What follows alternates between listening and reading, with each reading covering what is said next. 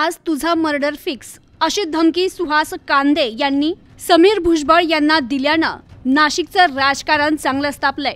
राज्यात सर्वत्र विधानसभा निवडणुकीची रणधुमाळी सुरू असतानाच नाशिक नांदगाव विधानसभा मतदारसंघात अपक्ष उमेदवार समीर भुजबळ आणि शिवसेना ठाकरे गटाचे उमेदवार सुहास कांदे यांच्या गटात जोरदार राडा झाल्याचं पाहायला मिळालंय।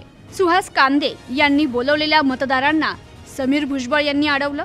समीर भुजबळ यांनी मतदारांना घेऊन चाललेली बस अडवली। यानंतर सुहास कांदे तेथे आले असता त्यांनी थेट समीर भुजबळ यांना मारून टाकण्याची धमकी दिली आहे।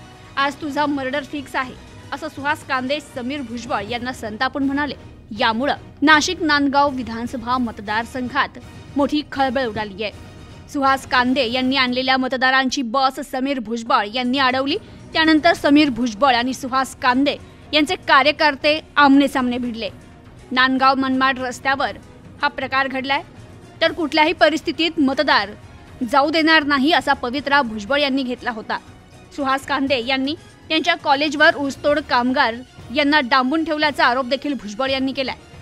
तर घटना घडताच पोलिसांनी दोन्ही गटाच्या कार्यकर्त्यांची समजूत काढण्याचा प्रयत्नही केला। Bureau report, news today 24।